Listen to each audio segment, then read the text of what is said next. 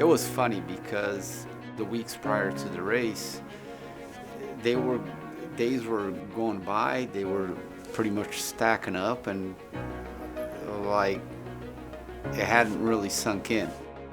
Before I left to Daytona, my mother-in-law was at home, and then she looked at me and she says, like, "Are you ready?" I said, "Yeah, there's not a lot to do. It's time to rock, so I am."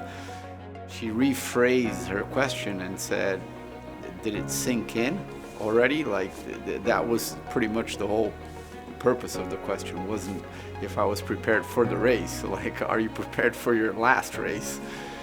And I said, yeah, I guess I am. Like, it's not that I have practiced for this before. Like, it's your one shot. It happens once in a lifetime. Yeah, I'm anxious. It's his last race, so it's something strange to feel. I know that a lot of expectation about this race, and I'm afraid, because I don't like when you put a lot of expectation in anything in your life, but what you have to do. It's his last race, so let's do it. I asked him, why can't you do one more year? And then he said, because I did it so many years that I don't want to do it anymore. The thing that I like that he's not race car driving is that he's safe, and now he spends more time with me. Next day, woke up, got in the car, drove to Daytona, as I have usually been doing the last, like 6, 8 years in a row. This Cadillac has done Mosport Miami already 2 times, north-south. I already did it 3 times. And last time, which was 2018, we went non-stop. Like Jose and I, we pulled an all-nighter. We simulated the Rolex 24. It's amazing how much you can see and how much you can enjoy a lot more when you're driving. Yes, you need to be patient. Yes, it takes a lot of time, but if you have a little bit of extra time, I'm completely for it, and I think it's absolutely worth it. When I got here on Wednesday, everything was fine. Then we got the news that maybe Conaway wasn't going to make it. In the end, he wasn't available. So then, instead of doing the race in 4 drivers, we just swapped back to the 18 plan, which was exactly what we had. Philippe, myself, and João. So to me, it was normal weekend as usual. Obviously, there were a couple of extra activities, and there was a lot of conversation in the middle, people that I hadn't seen in a long time.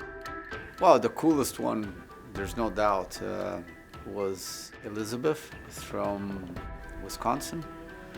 She goes to Elkhart Lake every single year, and I met her for the first time back in 1995. And I got a very nice present for her.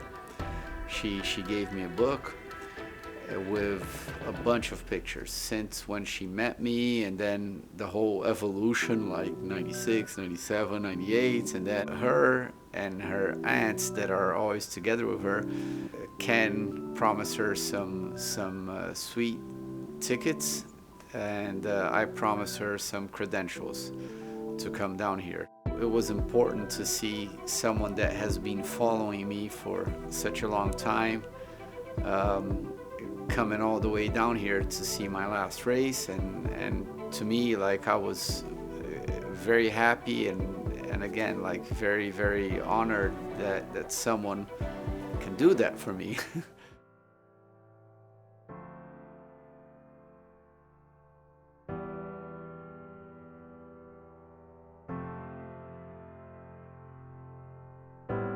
In a way, I was here in Daytona like 2 different guys.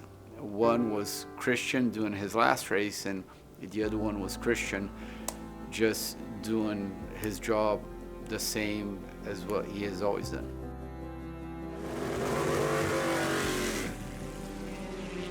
I am there to try and win Daytona for a 4th time. And if that happens, it's going to be outstanding. I can't even put it in words. If it doesn't happen, it is what it is. Thursday, we couldn't qualify. Philippe, on his out lap, came immediately back into the pits. We had a mechanical problem in qualifying, which very, very seldom happens to us. I called my wife. She said, "What happened?" I said, "The car broke." And so what happens now? I said, "We start last," which obviously she knew, but the next question is it fixable? I said, "Yeah, it's almost ready." So then, okay, so call me after night practice.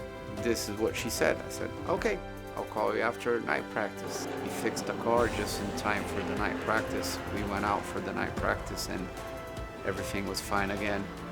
The car was up to speed. We were all happy. They had told me that something was going to happen. Yeah, we're going to have a little get together, this or that. I knew it was going to be in the briefing room, but I thought it was going to be something more only for Action Express. And then suddenly I walk into the briefing room. As I'm walking in, there's a picture of me right at the very entrance, and I said, "Oh, this is something that I wasn't expecting." So then suddenly when I walk into the room, I don't know why, the first person I saw was my daughter. My wife played it pretty good, and I didn't have a clue that they were coming.